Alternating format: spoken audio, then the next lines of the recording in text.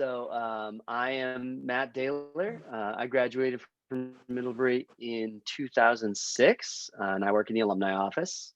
So part of my job is planning chapter and regional events around the world. And like everyone else, we've pivoted to digital events like this one since COVID hit quite a few months ago at this point.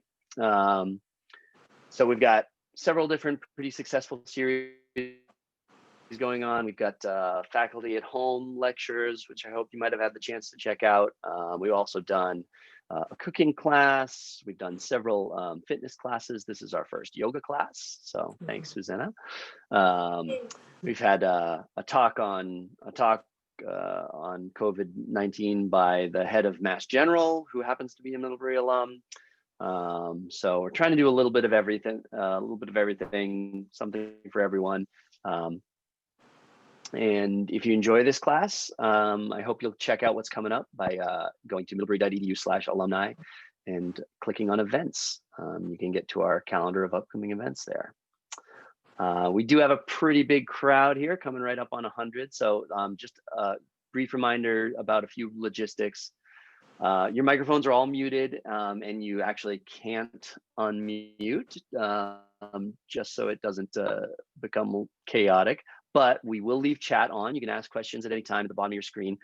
Susanna is obviously going to be away from her computer leading the class, so she'll save your questions for the end. So probably no questions that need immediate answers about the practice itself, but anything that you're curious about or want more information on, she'd be happy to chat with you about at the end. Class is going to run for just about an hour. And tomorrow we'll send out a follow-up email to everyone who registered with a recording of the class and links to find Susanna online if you want to take another class or just get in touch with her. So a quick introduction. We are very fortunate to be joined tonight by Susanna Harwood Rubin, Middlebury class of '89. Susanna is a yoga teacher, writer, and artist whose work is rooted in South Indian philosophy. Based in New York, Susanna has been teaching in Europe, India, and online for nearly 20 years. She's been featured on such outlets as HuffPostLive, MSNBC Today, Yoga Journal, Mantra Wellness, a bunch of different podcasts. So thank you so much, Susanna, for leading this practice this evening, and I will turn it over to you. Thank you. Thank you so much for Matt. Matt has done so much to organize this, and I can't thank him enough. I'm delighted to be offering this to everyone. And I just realized I wanted to add one thing, and I think I told you this, but I can't remember. I found out I've studied yoga philosophy very seriously also for just about 20 years. And that means going all the way back to, like, you know, the Vedas and this and that and all the great texts of the tradition. And I found out several years into studying with the same person that I walked into his home one day, way up at University of Rochester. He's a professor up there of Eastern religion. And I walked in and saw Middlebury Alumni magazine, and I was like, wait a minute, no way. And I've been studying with him. Matt, did I tell you this? I don't remember yet. I've been studying with him for like 5 or 6 years at this point, and I flip it over and his name is on it, class of whatever. And I was like, oh my God, I can't believe it. So what's so hilarious is that in this whole other part of my life, I ended up reconnecting my main teacher for about 20 years now. My main philosophy teacher has been this guy, Dr. Douglas Brooks, who's an amazing scholar of South Indian traditions. So go figure, Middlebury's everywhere. So so cool. Yeah, isn't that wild? It's so funny. Anyway, what I'm going to do tonight, I'm going to bring you through. I know that there's probably a very wide range of practices here.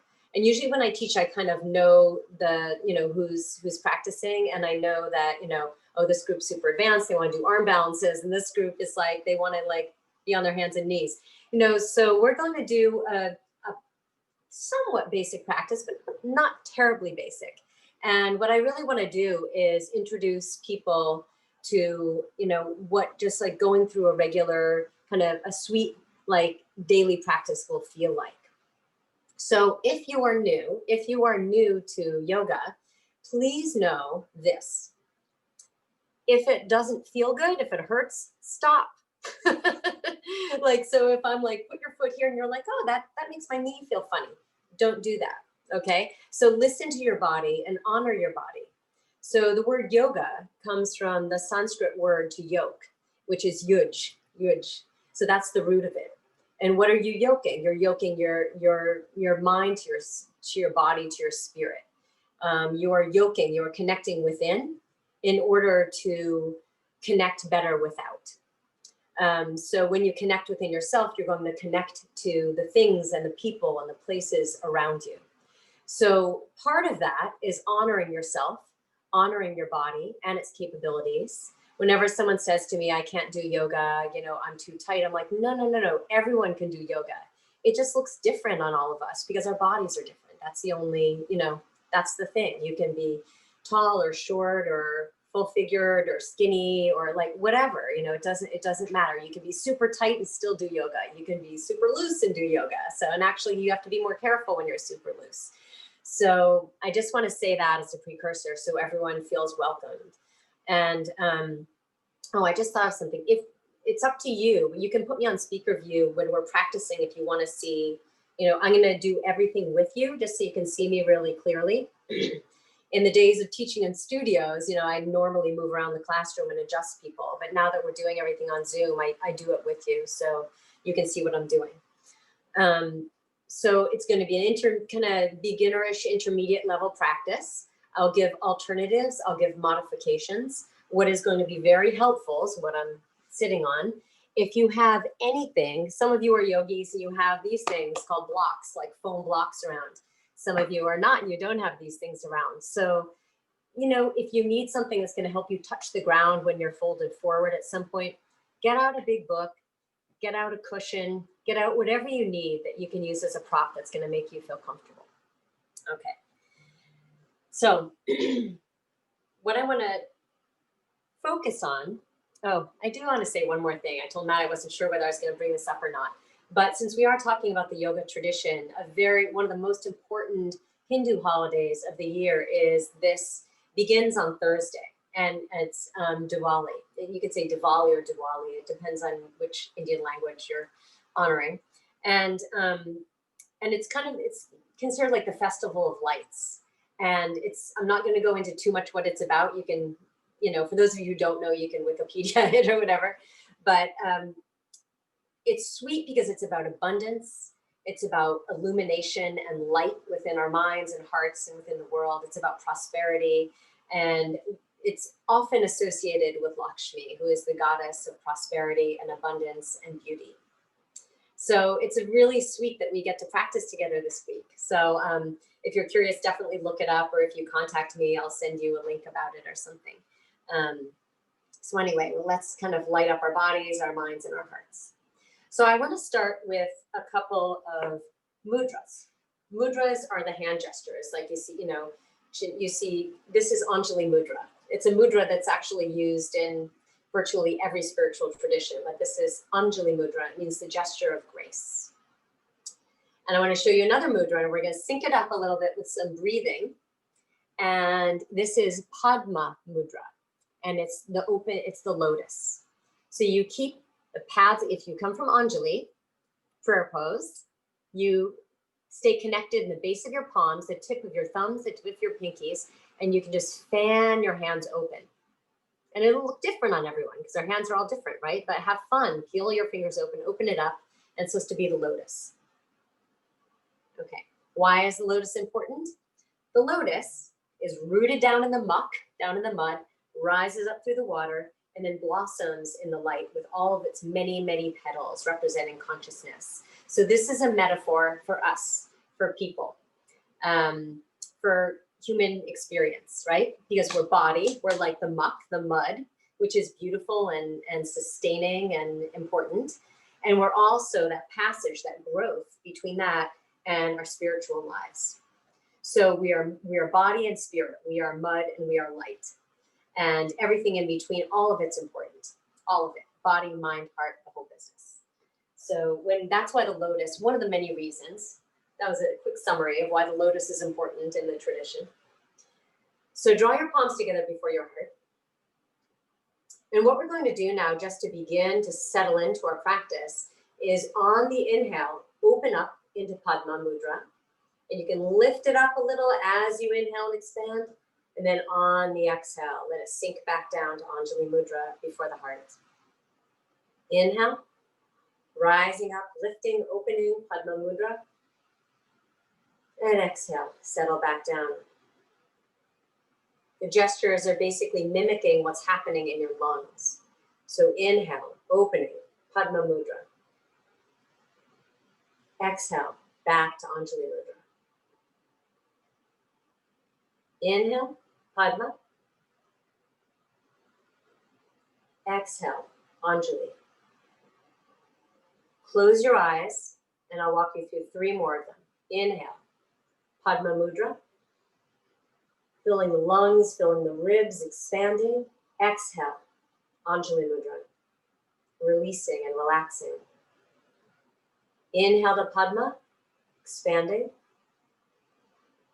Exhale to Anjali. Inhale, Padma. Exhale, Anjali. And stay in Anjali. Eyes closed. I'm going to chant the sound of Om 3 times. Om is the primordial sound. It's like the vibratory power of everything that exists. Like the world is sound. It's very connected to physics. So when we chant the sound, it's like we're joining in more deeply with what's already happening in the world. We're connecting, we're yoking, we're doing the yoga. So the sound of Om 3 times. Take an inhale.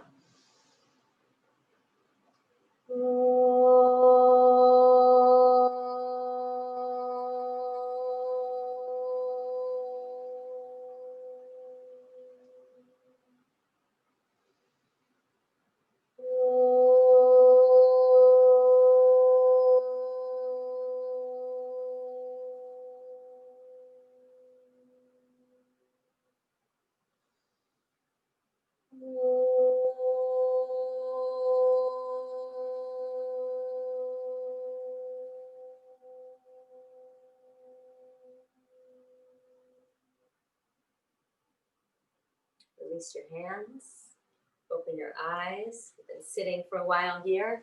So come to standing for just a moment on your mat or wherever it is that you're practicing, and just give your hands a little shake in your arms. I taught this morning, so I kind of woke everyone up, but we don't need that so much now. We just need to relax and release at the end of the day. It's a different type of practice. So relax and lean on one leg and shake the other foot, the leg all the way up to the pelvis, the waist, and then shift to the other side. Just shake things out. It's just like a way of getting that vibration. From the inside by chanting, and the outside by shifting and shaking will wake things up a little. Plant your feet down firmly, right below your pelvis, and just inhale one direction, exhale the other. Don't worry about which way, whatever happens naturally. And let your arms move side to side as your body gently twists.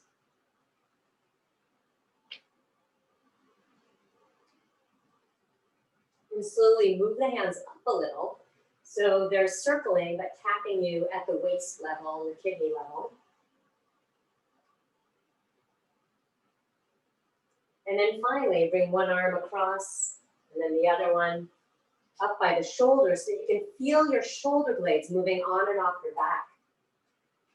So what's really ideal in a yoga practice is getting a little bit of movement in a lot of places.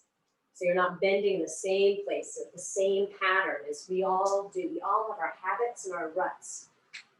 But if we can encourage more parts of our body to enjoy moving in different ways, we get out of those ruts a little bit. Come all the way down to the ground. Come onto all fours. Tuck your toes under. So the reason I'm going to say tuck your toes instead of point is because when you point them, they kind of flop around. I want you to keep your legs steady. And we're going to move through cat-cow. So for those of you who practice yoga all the time, I'm still going to be pretty basic and explain it. So please be patient with me. So we're going to do cat-cow. So you inhale, allowing your heart to drop to the ground, expanding the front of the lungs, lifting the crown of the head and the sits bones, which are the pointy things in your pelvis. Then exhale to round back in.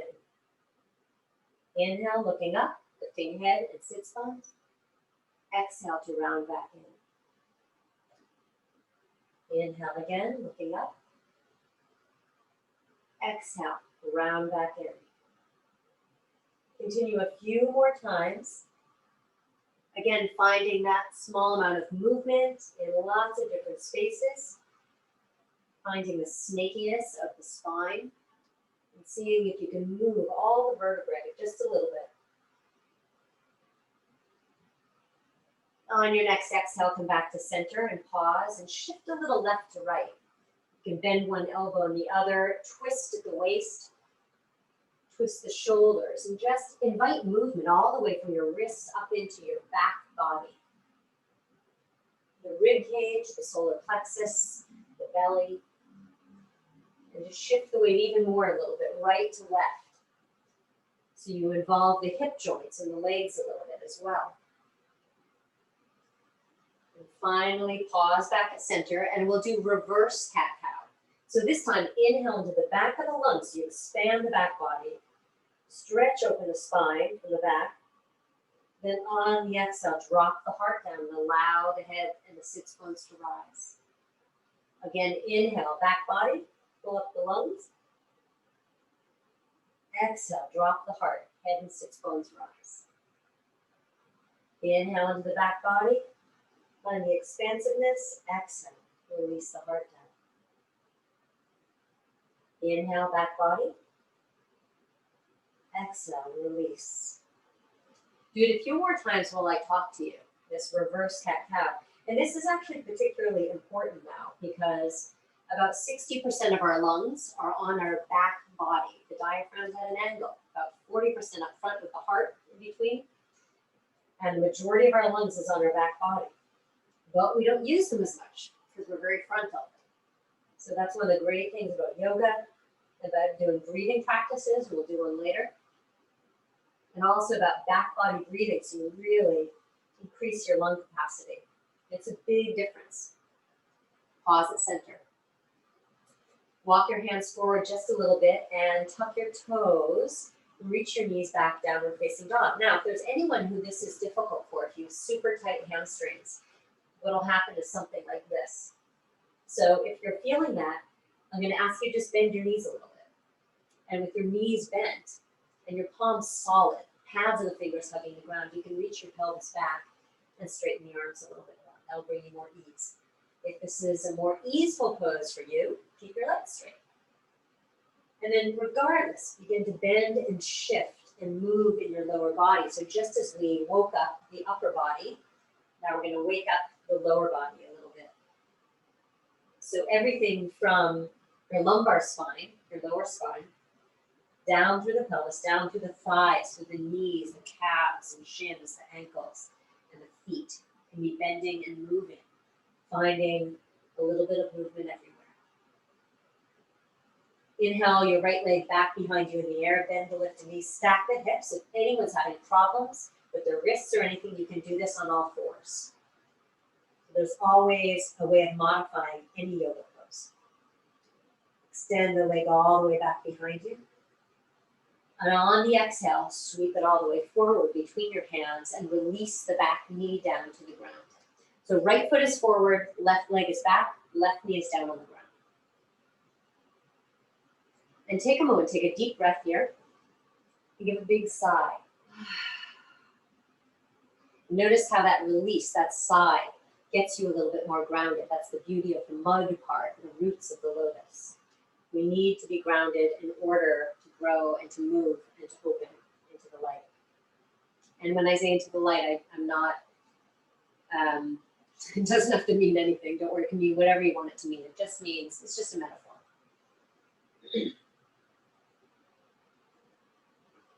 Slowly roll onto the heel of your front foot. Now, if this is tricky, you can get blocks. You can use blocks on either side of you. You can lift them up like this. If you don't have blocks, cushions, whatever you have around, cardboard boxes, whatever you have at home. Keep the back thigh perpendicular, straight up and down. You might have to hop that front heel out a little bit. Give the pelvis a little bit of movement, side to side, just to loosen things up. The inhale to lengthen over that leg and exhale to fold. So if you're really flexible, you might be able to come down all the way. And if you're not, you might be way up here. And wherever you are is fine. I remind so many students again and again that it is your yoga practice. And it's about finding connection, not about feeling like you're too this or not enough that. That's the opposite of what it should be about. I'm not interested in yoga as gymnastics.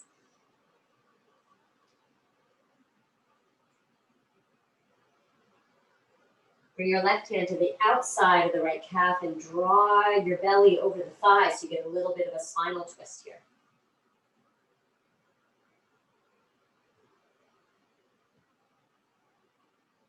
And then come all the way back.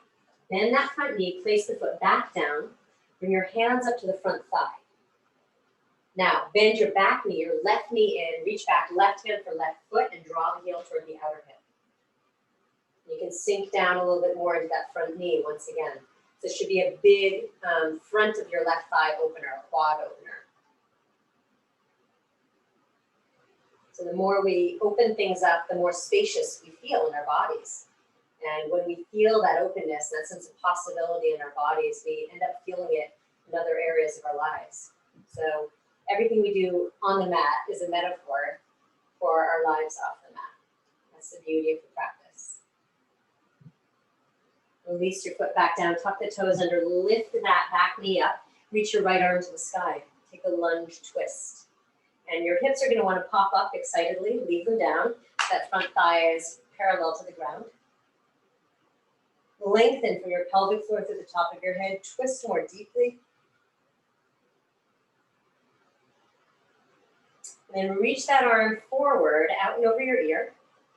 Lengthen, and then drop it down inside that front foot. So now your right arm and leg are pressed up against each other. So you're keeping that knee open. Turn your back heel down, parallel to the back of your mat, and lift your left arm to the sky. It's going to look like that. So with the right arm, you're holding that right knee open, and the inner right thigh is getting a stretch. Now lengthen pelvic floor through top of the head. So there's this central axis of the body. And when you can find length there, you can twist more deeply. Exhale that hand back down to the ground. Step back into downward facing dog. Inhale your left leg back behind you in the air. Bend your lifted knee and stack your hips. Reach over toward the side. Keep that foot active that's up top. Don't like it. If you let that foot sag, it's going to feel heavy. If you spread the toes and lift it up, you'll find a lightness. Extend your leg back behind you. On the exhale, sweep it forward between your hands and release the back knee, the right knee now, down onto the ground. So you're in this low lunge. Deep breath in, a sigh, a release, grounding yourself. So the exhale is, especially exhaling and sighing and humming and all that stuff is connected to the parasympathetic nervous system. And that's the part of us that is the relax and release response. The sympathetic is the fight or flight. So since we often are more in the fight or flight, especially lately, we want to tap into the parasympathetic. So you can sigh, you can flutter your lips, you can hum. All these things help us to relax, as well as rocking motions, like all smoothly moving instead of moving in a hard way. All very valuable. Roll onto the heel of your front foot. And again, you might want to hop it out a little bit. Back thigh, keep it perpendicular, straight up and down. And then inhale to lengthen out over that leg if you're forward enough. Exhale to fold over that leg, just as low or as high as is accessible to you tonight. Give the pelvis a little shift again, side to side, like we did on the first side. So there again, that like gentle motion, that gentle rocking movement, lets our muscles know that they can begin to relax a little bit. Now, Walk your right hand over to the outside of the left calf and draw your belly over to the left. You get a twist in the spine, you feel it a little in the pelvis, perhaps in the back body, back of the leg, back of the seat on the left side. And come all the way back to center, bend the front knee, step the foot back down, bring your hands up to the front thigh.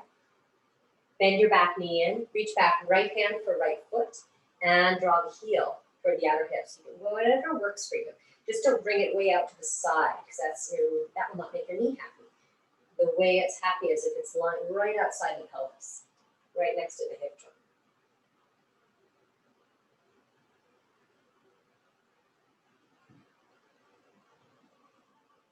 On the exhale, release that back down, drop your hands back to the ground. Lift your back knee up into a lunge, and lift your left arm to the sky for the lunge twist. Again, if your pelvis popped up, settle it down so the left thigh is parallel to the ground. Reach your arm forward, out and over your ear, lengthening left side body, and slowly lower the hand down inside the left leg. So now left arm and left leg are pressed up against each other. Bring your back heel down, parallel to the back of the mat. Lift your right arm up. So you should be getting a nice stretch on the inner thigh. The knee should always be facing, when you're in a lunge type position, straight out over the center of the foot. So not knocking in or knocking out. That's the way you really keep the knee happy. Slowly lengthen your hands back down to the ground. Step back into downward facing dog. Inhale forward into plank pose. Exhale your knees, your chest, and your chin to the ground. On the inhale, curl up into cobra pose. So cobra pose, Bhujangasana, is with the thighs down, the feet down, you're resting on your hands.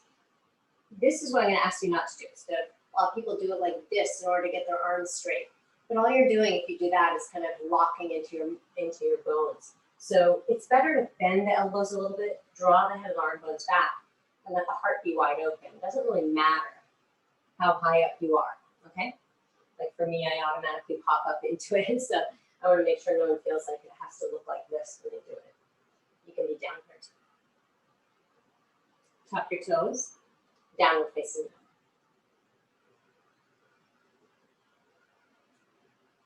Slowly walk your feet forward, coming into Uttanasana, which is standing forward bend. So inhale, look forward. On the exhale, fold back down over your legs. Inhale again, looking forward. Exhale, soften and fold.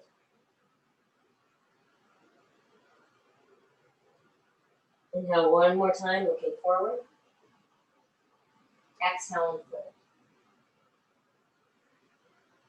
Bend your knees slightly, drop your hands to the base of your thighs. Very, very slowly roll up to come to standing. Give your hands a little shake. I adjust my mat for just a moment here. It wiggles around in my carpet a lot. Draw your palms together before your heart. Inhale, opening to Padma Mudra, just like we did at the beginning. Exhale, soften, fold the palms back down. Inhale, exhale. One more time. Inhale, and exhale.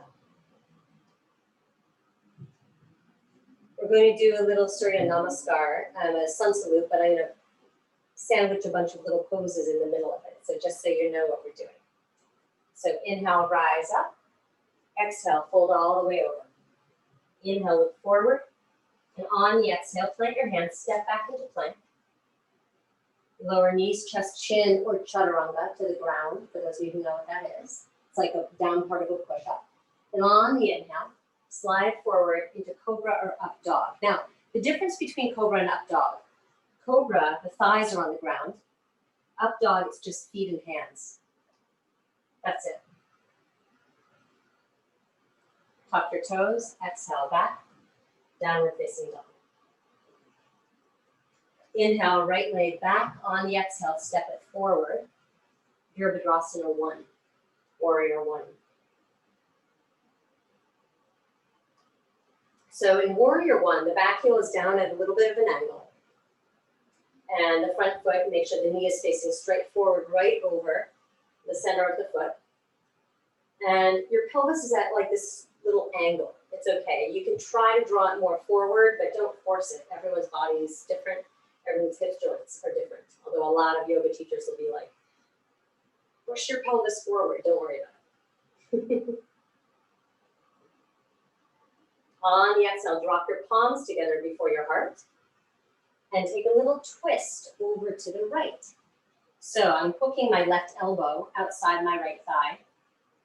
And the back foot can either stay down or it can come up into a lunge, the back heel, because it's a deep twist.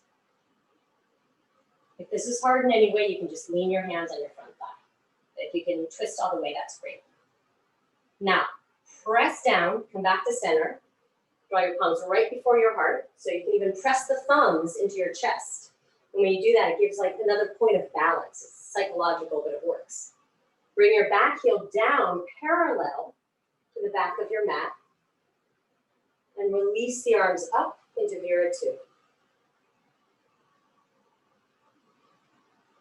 Peaceful warrior. Lean the back hand down the back leg. Keep the front knee fully bent. And reach over and back. So you're sort of arching from that back foot all the way through the body, all the way up and through. On the exhale, Parishvakonasana. Forearm to the thigh, top arm out and over the ear.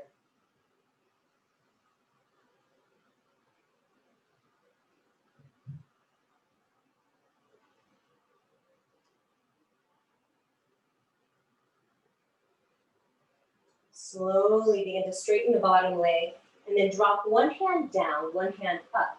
So this is, again, this is for a lot of people. This is triangle pose, Trikonasana. For a lot of people, the hand normally drops right down below the heel.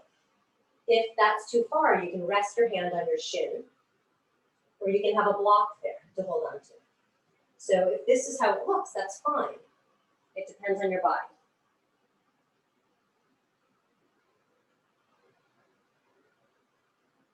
Sweep the arm out and over your ear, lower it back down to the ground, hop your back foot about halfway in, and this is called Parsvottanasana.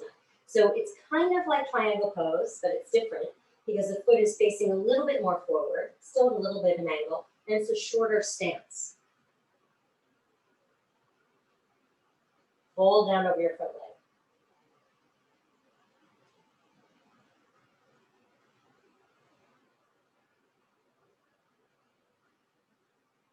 Plant your hands down. Step back, plank pose. Exhale, chaturanga or knees, chest, chin. So chaturanga is like the down part of a push-up. Then inhale, rise up. Upward facing dog or cobra pose. Tuck your toes. Downward facing dog. And this is how we move to the second side. So inhale your left leg back behind you. Exhale it forward. Turn your back heel down. Rise up into Vira 1.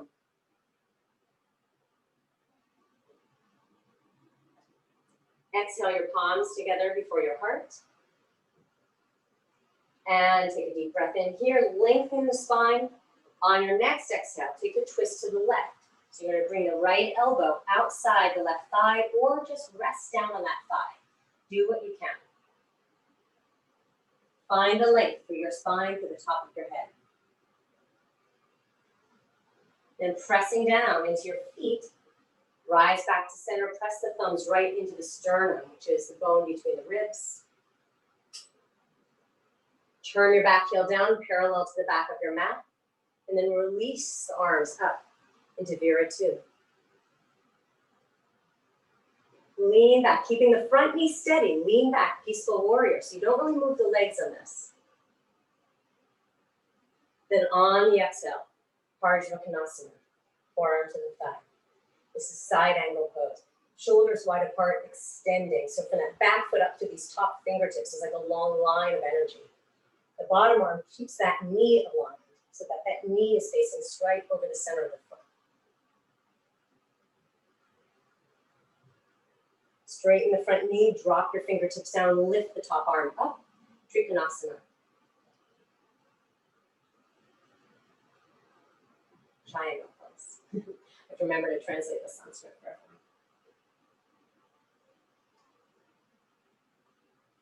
Sweep your arm forward, release it back down to the ground.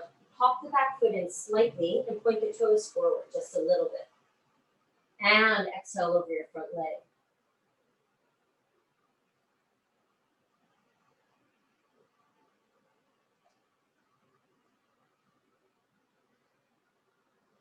Walk your hands forward. Step back into plank pose.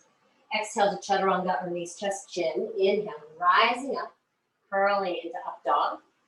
And exhale back, downward facing dog. Bend your knees, look between your hands. On your inhale, you can either step forward, walk forward, or you can take a little jump, a little hop, and float forward. Exhale back down over your legs. Inhale, rising all the way up to standing. Exhale, palms back together before the heart. Take a deep breath. Big sigh. Inhale, Padma Mudra, just once. Exhale, Anjali Mudra. We're going to do that whole sequence 2 more times. Usually things come in sets of 3s in yoga. So we're going to do it 2 more times, but we're going to do it quickly. So please know that if you're like, I'm going to take it more slowly, I'm going to skip that pose and go to the next one, that's fine. But just like sort of move along with us as best possible. Modify as you need to. Inhale, rise up. Exhale, fold all the way to the ground. Inhale, looking forward, and on the exhale, step back into plank. Lower to chaturanga or knees, chest, chin. Inhale, curling into upward facing dog. And exhale back, downward facing. Inhale, right leg back. Exhale, forward. Vira 1. Rise up on the ground. Exhale the palms to the heart and move right into the twist. Hooking the left arm outside the right thigh. Press down to the soles of the feet, come back to center.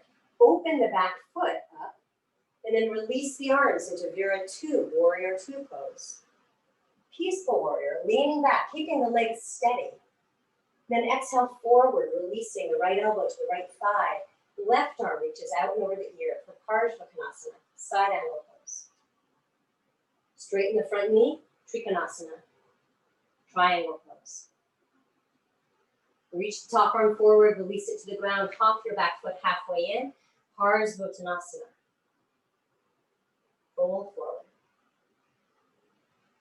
Connect your palms, step back into plank pose, lower to chaturanga or knees, chest, chin. Inhale, curl it up dog, and exhale back, down dog.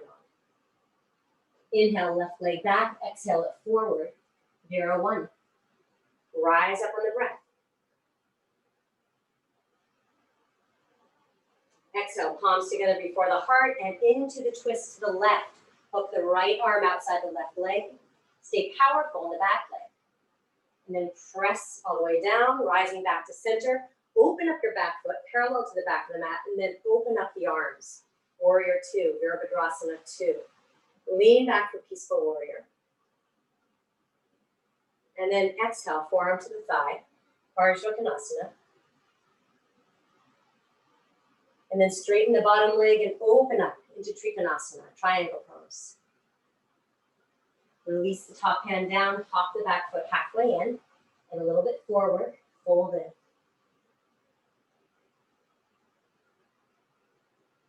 Walk your hands out, step back into plank pose. Exhale to chaturanga.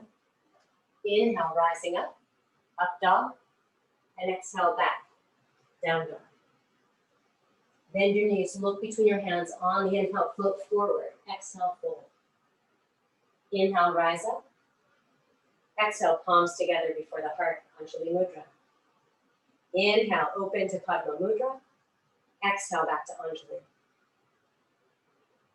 Inhale, rise all the way up again. This is our last one. Exhale, fold forward. So we're going to move pretty quickly. Inhale, look forward. Exhale, step back into plank. Lower to chaturanga. Inhale, rise up dog, tuck your toes, exhale back, down dog. Inhale, right leg back, exhale it forward, step up into Vira 1. Drop the palms to the heart and exhale into the twist. To the right, left arm reaches outside the right thigh. And push down, bring the palms to center, open up the back foot, release into Vira 2. Peaceful warrior. Exhale to Parsvakonasana. Make your way into Trikonasana. Exhale your top hand down to the ground, hop your back foot halfway in. Exhale, fold over your front leg. Parsvakonasana, pyramid pose. Walk your hands out, step back into plank, lower to chaturanga or knees just chin, inhale, curl up into up dog. We're going to the last side now. Tuck your toes, downward facing dog. Inhale, left leg back, exhale it forward, Vira 1. Drop your palms to your heart, exhale to your left, taking the twist. Then press down to the feet, come back to center, open the back foot up, release up into Vira 2. Lean back, peaceful warrior, stable in the legs, steady in the legs, rooted, planted, so that the upper body can have that lightness, that freedom. Exhale, Parsvakonasana. Straighten your front knee, both legs straight now, Trikonasana, triangle pose. Exhale your top hand down, hop your back foot halfway in, fold forward over your front leg, Parsvakonasana. Walk your hands out, step back into plank pose. Exhale to chaturanga. Inhale, rise up dog, and exhale back, downward facing dog. Bend your knees, look between your hands on your inhale, step or float forward. Exhale, fold over your legs. Inhale, rising up. Exhale, palms right back to the heart, Anjali. Inhale into Padma Mudra. Exhale, descend the palms to prayer before the heart. Bring them all the way down to your mat and take a comfortable seat. We've gone for quite a while so far. So I'm going to invite you now to just relax and release for a moment. And I really want to fit in a pranayama practice today because I think it's really important with all of our talk about lungs and health and all that stuff these days. So pranayama, prana means breath or life force. Pranayama, it's basically a breathing practice. Can't get too much into the etymology right now, but so you can sit in any way you're comfortable, cross-legged or with your legs tucked under you. If you have a block, you can either sit up on it or tuck it back so your knees are forward. So whatever feels right to you, that's how you can sit today. And as long as your upper body is kind of upright.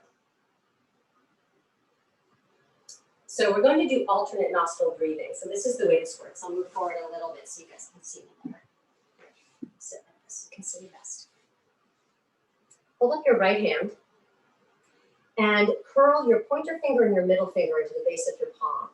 And what you'll have left then is a thumb on one side and your curled in ring finger and pinky on the other. So you're using your right hand. I can't mirror you on this because this is the way it's done.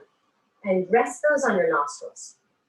This is alternate nostril breathing, and it's great for, it balances out your body. So if you're feeling sluggish, it energizes you a little. If you're feeling agitated, it calms you. It's kind of amazing. I do this every day, and it's very, very helpful. So rest your fingers on your nostrils. First, take a deep breath in, and then an exhale, all through your nose. Inhale again. Block with your thumb and exhale left. Inhale left. 1, 2, 3, 4. At the top of the breath, switch. Exhale right. 2, 3, 4. Stay right where you are. Inhale right.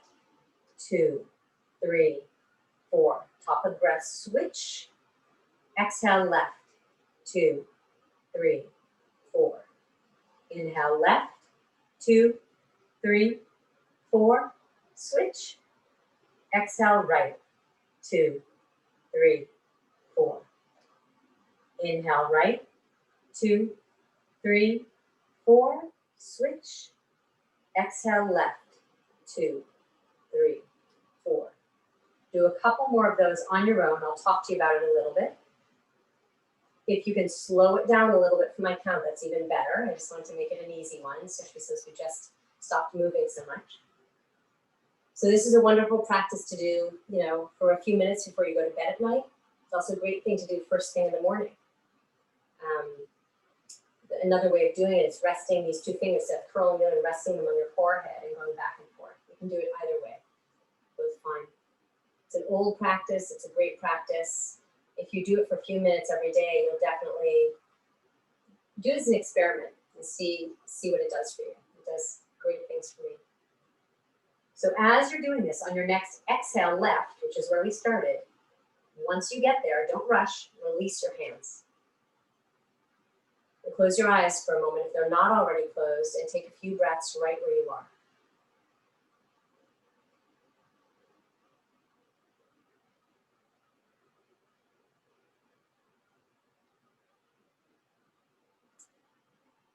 So what we're doing a yoga class, but technically what we're doing is a yoga asana class. Asana means seat, it means pose. So yoga is many things. I mean, meditation and pranayama and study, self-study, svadhyaya.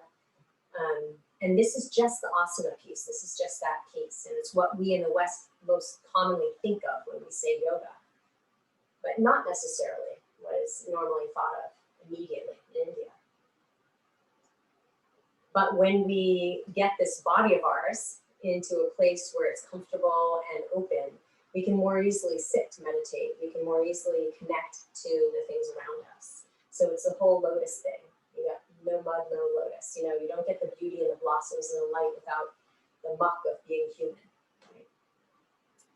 So you can release all of that. And again, let's finish by now. We only have a few minutes left. Keeping my eye on the time. So for those of you who have a hard stop, take a seat and open your legs wide. And if this is hard, if you feel like you're being pulled backward, elevate yourself. Sit up on a folded blanket, like catch it right under your sits bones or under your pelvis, or on a block or on a pillow. Anything you have at home. We can be very resourceful with home props these days, in the days of yoga Zoom yoga. So turn and walk your hands over your right leg. I'm mirroring you now.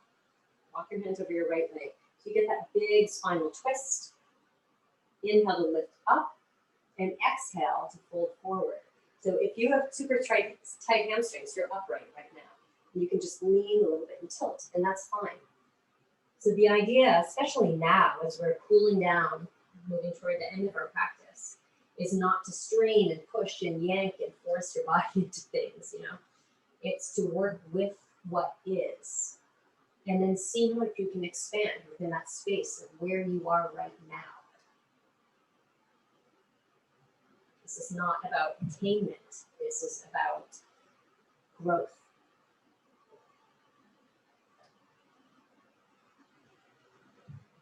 Walk your hands up.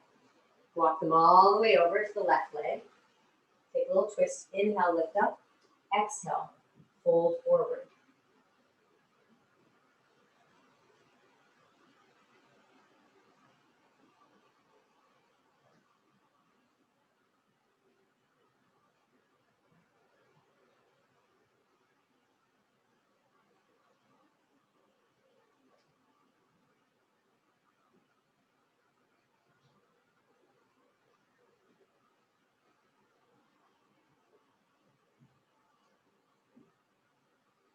Your hands up and come back to center and fold forward to center. So if you don't really move much from here, you can bring your hands behind you and open the shoulders up, rotate back and press your fingers down and then reach out to the soles of the feet.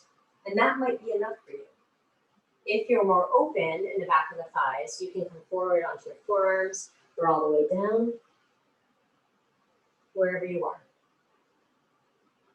If you are a runner, if you're a runner or play soccer or something like that, you in all likelihood have very tight thigh muscles. So I used to get a lot of runners in my classes who were dumbfounded that they were in such good shape that they couldn't bend forward very well. So it's all just about balancing out the different activities we do. I think it's all good. Come back to center and extend your right leg long. Step your left heel close to your hip and bring your arms inside.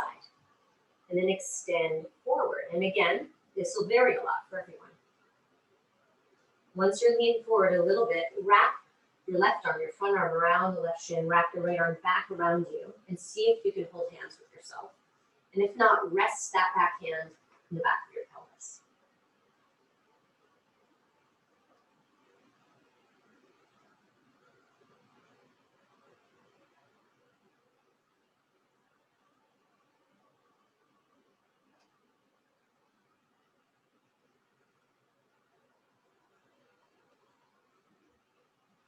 All the way back up. Step your foot to the other side of your leg. Inhale, lift from the pelvic floor all the way up to the crown of the head and twist toward your bent knee. Drop your fingertips behind you and bring the opposite elbow outside the knee. So right elbow to the outside of the left knee. There's a regal quality to this pose. Let the heart open, expand. And then release all the way back to center. Extend that leg out, give them a little shake. Draw the right foot right up to the groin. Bring both arms inside. Inhale to lift up. Exhale to reach forward out over that long leg. Keep the sole of the foot engaged so your foot's not asleep, it's involved. And then wrap your left arm around the front of the shin. Wrap the right arm back behind you. If you can grab hands with yourself, that's great. We call these binds, when you sort of wrap your arms around the legs in a certain way and hold hands with yourself.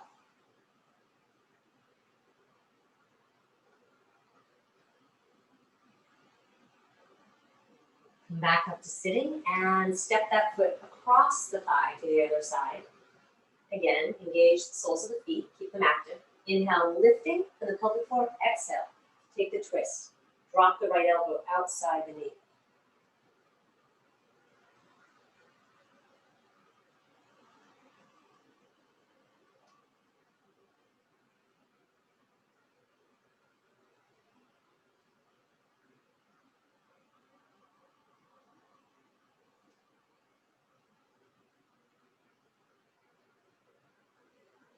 Inhale all the way back to center and release that down. Shake both your legs out a little bit. Inhale to lift, exhale, fold forward. This is usually a very tight stretch for most people because your legs are so restricted, you can't move too far. So if you fold forward deeply, great. Or halfway is great.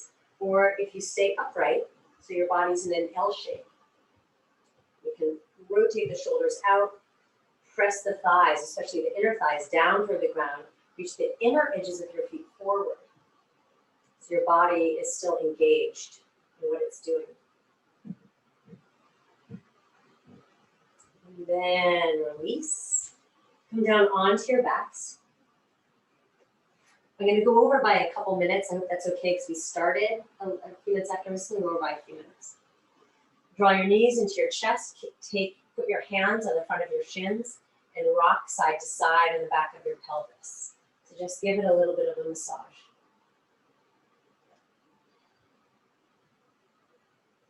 Take hold of the outer edges of your feet. This is called happy baby, and draw your knees to the outside of your ribs. You can stay there or shift side to side a little in this pose.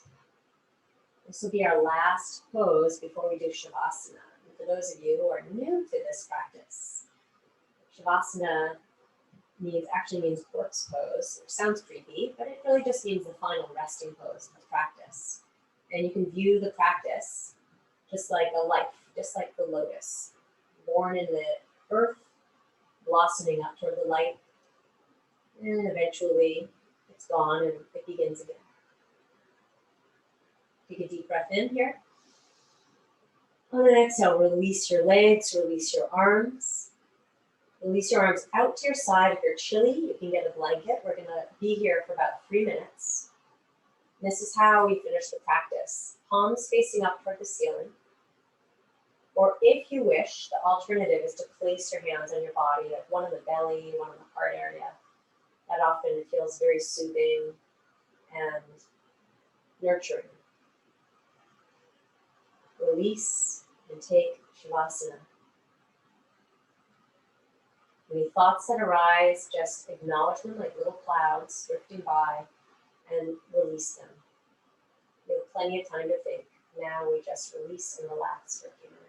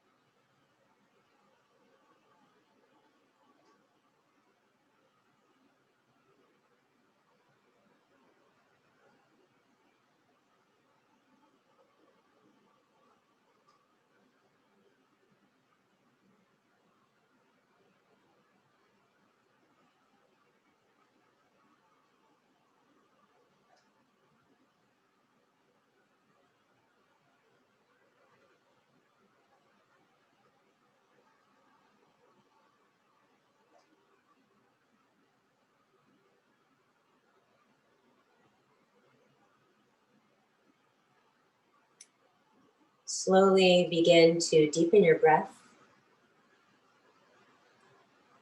drawing it more consciously into your body, into your lungs.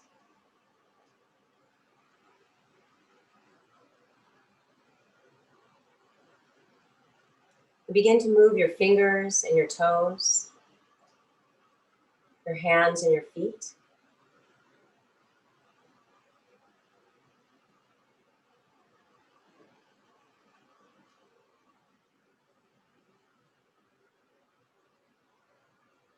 Shift your face. You can scrunch it up a little bit and then yawn, take a big yawn, stretch it out and then relax it.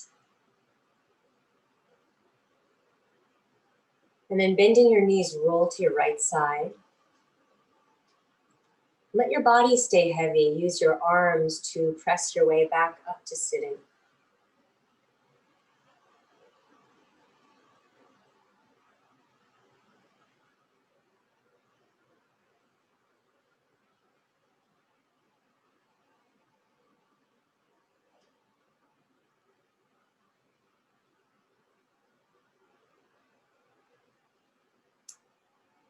Draw your palms together before your heart.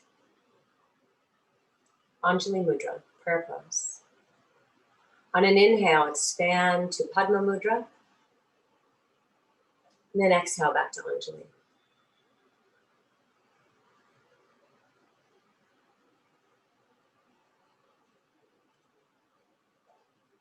When you need to shift your mood, when you need more energy, when you need less stress, You can just do a couple of poses and the effects can be really beautiful. You can do a breathing practice and the effects can be quite meaningful.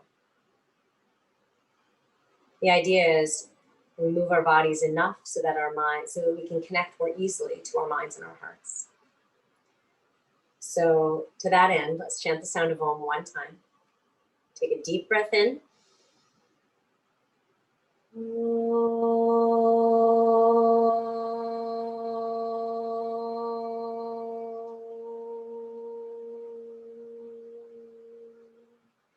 Shanti, Shanti, Shanti.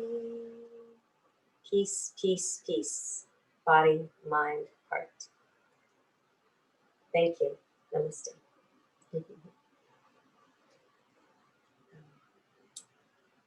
Thank you all so much for coming. I am happy to take any questions.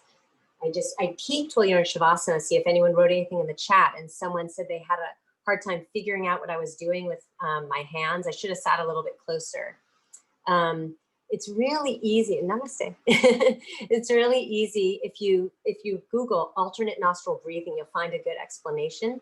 But really what we're doing is just inhaling, then switching, exhaling, then inhaling the same nostril, then switching, exhaling, inhaling. So it's a little, it takes a little getting used to. If you haven't done it before, it's a little strange. You're so welcome. Thanks, everybody.